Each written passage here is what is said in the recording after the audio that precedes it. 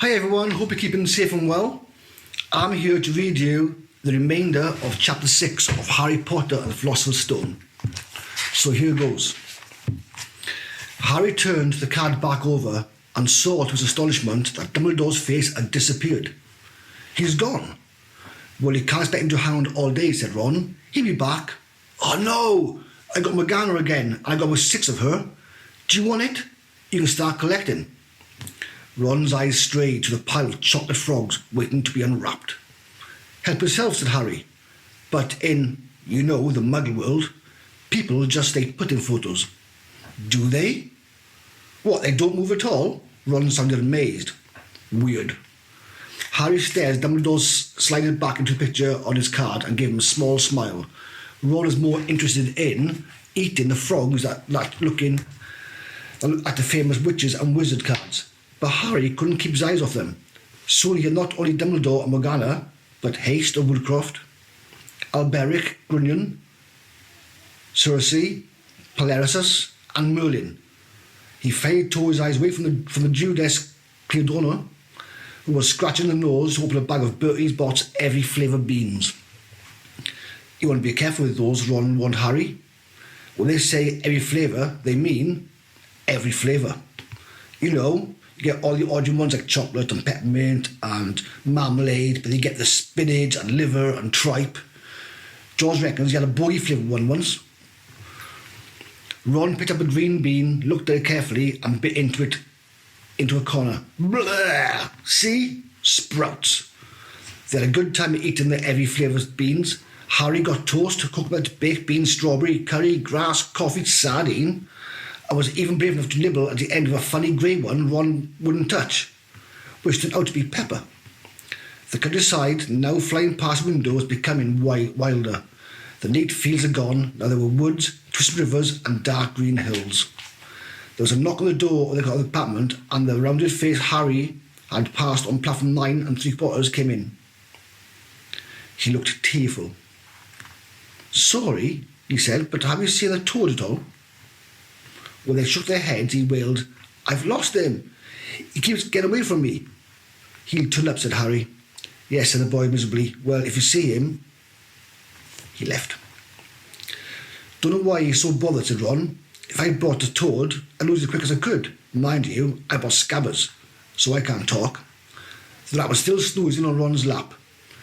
He might have died and he wouldn't know the difference, said Ron in disgust. I tried to turn him yellow yesterday to make him more interesting, but the spell didn't work. I'll show you, look. He rummaged round in his trunk and pulled out a very bad-looking wand. It was chipped in places and something white was glistening at the end. Unicorn hairs nearly poking out anyway. He had just raised his wand when the apartment door slid open again. The tallest boy was back, but this time he had a girl with him. She was already wearing the Hogwarts robes. Has anybody seen the toad? Neville's lost one, she said. She had a sort of bossy voice, lots of bushy brown hair and rather large front teeth. We've already told him we haven't seen it, said Ron. The girl wasn't listening. She was looking at the wand in his hand. Oh, are you doing magic? Let's see it then. She sat down. Ron looked taken aback. All right.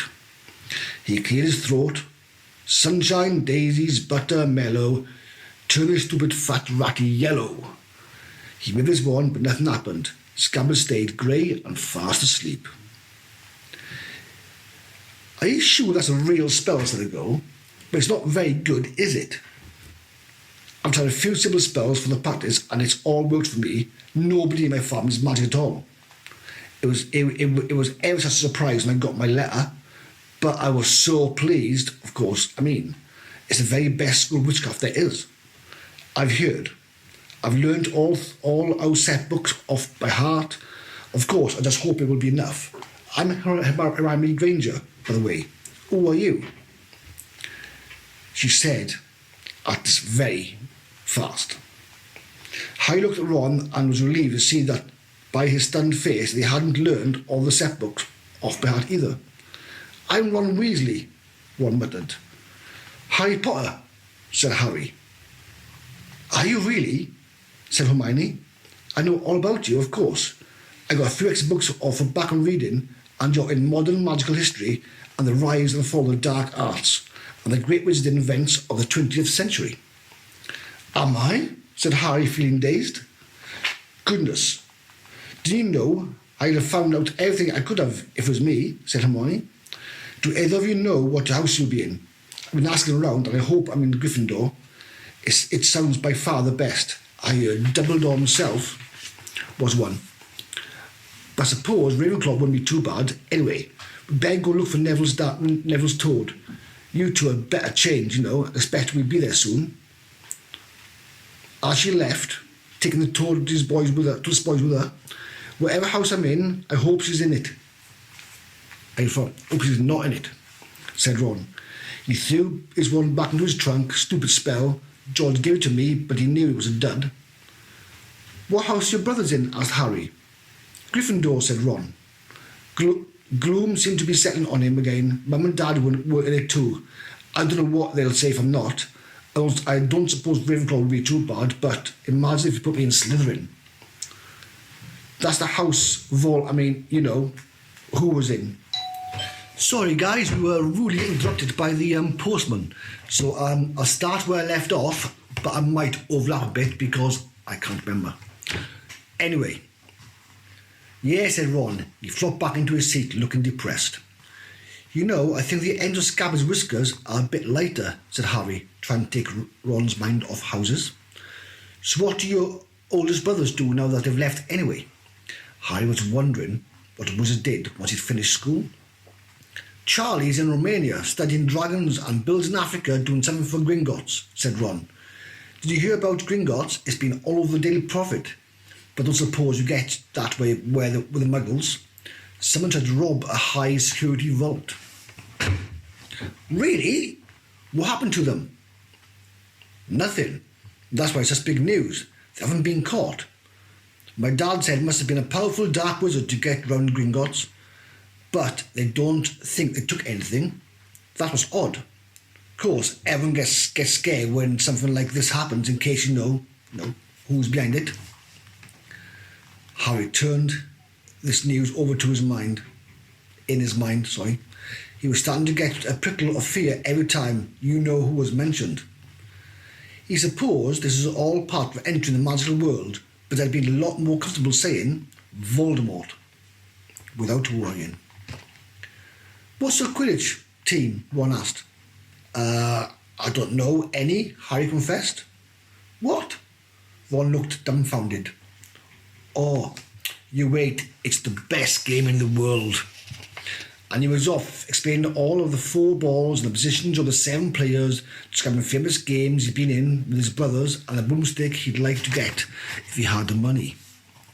He was just taking Harry through the final points of the game when the compartment door slid open yet again.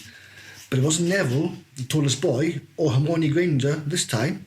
3 boys entered, and Harry recognised the middle one at once. It was a pale boy from Madame Malkin's robe shop. He was looking at Harry with a lot more interest than he'd shown back in Diagon Alley. Is it true, he said, they're saying that all down the train that Harry Potter's in his compartment, so is you, is it? Yes, said Harry.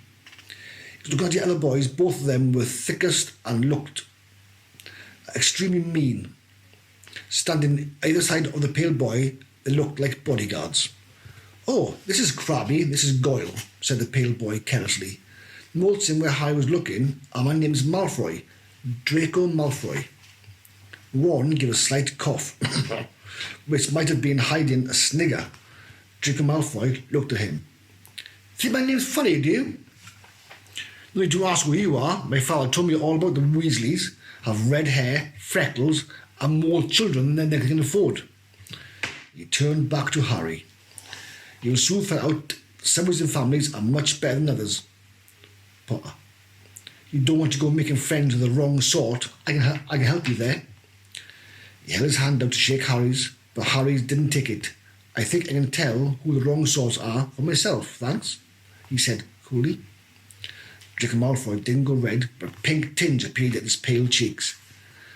I'd be careful if I were you, Potter, he said slowly. Unless you're a bit politer, you'd go the same way as your parents. They didn't know what was good for them either. We hang around with riff-raff like Weasleys and that Hagrid, and they'll rub off on you. Both Harry and Ron stood up. Ron's face was red as his hair. Say that again, he said. Oh, you're going to fight us, are you? Malfoy sneered. Let's get out now, said Harry, more brave than he felt, because Crabbe and Goyle were a lot bigger than him or Ron. But we feel like leaving, do we, boys? We've eaten all of our food, and you seem to have some. Goyle reached towards the chocolate frogs next to Ron. Ron leapt forward, but before he'd so much as touched Goyle, Goyle let out a horrible yell. Scabbers, the rat, was hanging off his finger. Sharp little teeth sunk deep into Goyle's knuckle. Crabbe and Malfoy backed away as Goyle swung Scabbers round and around, howling, and when Scabbers finally flew off and hit the window, all three of them disappeared at once. Perhaps, they thought, there were more rats lurking among the sweets, or perhaps they heard footsteps because a second later Hermione Granger had come in. What's been going on, she said, looking at the sweets all over the floor, and Ron picking up Scabbers by the tail. I think he's been knocked out, Ron said to Harry. He looked closer to Scabbers. No, I don't believe it. He's gone back to sleep. And so he had. You've met Malfoy before, Harry explained about the meetings in Diagon Alley. I've heard of his family, said Ron darkly. They were some of the first to come back to our side after you-know-who disappeared. Said they'd been bewitched. My dad doesn't believe it. He says Malfoy's father didn't need an excuse to go over to the dark side. He turned to Hermione. Can we help you with something? You better hurry up and put your robes on. I've just been up to the front and asked the driver, and he said we're nearly there. You haven't been fighting, have you? You've been in trouble before we even get there. Scabbers have been fighting, not us, said Ron. Would you mind leaving while we change? All right, I only came because people outside are behaving childishly, racing up and down the corridors, said Hermione in the sniffy voice. And you got dirt on your nose, by the way. Do you know? Ron glared at her as she left. Harry peered out the window. It was getting dark. He could see mountains and forests under a deep purple sky. The train didn't seem to be slowing down. He and Ron took off the jackets and pulled on their long black robes. Ron's were a bit short for him. You could see his trainers underneath. A voice echoed through the train. We'll be reaching Hogwarts in 5 minutes. Please leave your luggage on the train. It will be taken to the school separately. Harry's stomach lurched with nerves, and Ron, he saw, looked pale under the freckles. They crammed their pockets with the last of the sweets and joined the crowd thronging the corridor. The train slowed right down and finally stopped. People pushed their way towards the door and out on the tiny, dark platform. Harry shivered in the cold night air.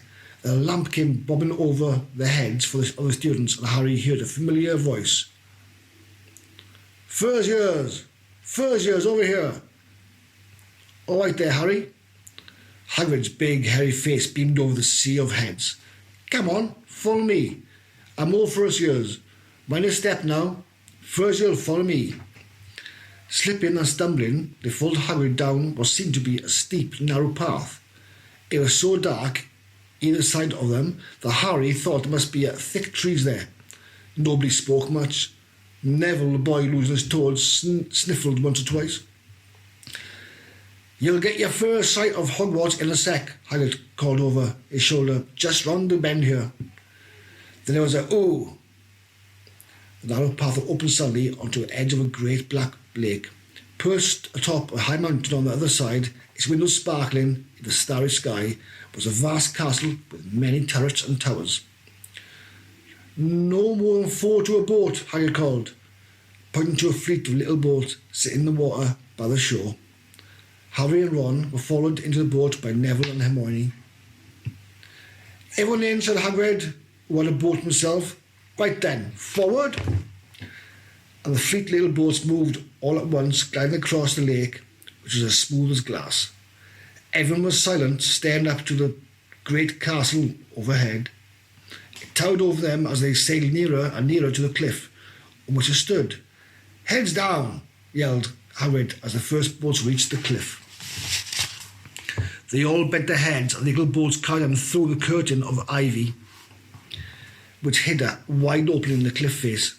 They were carried along a dark tunnel, which seemed to be taking them right underneath the castle until they reached a kind of underground harbour, where they clambered out onto rocks and pebbles. "Oi, you there! Is this your Toad?"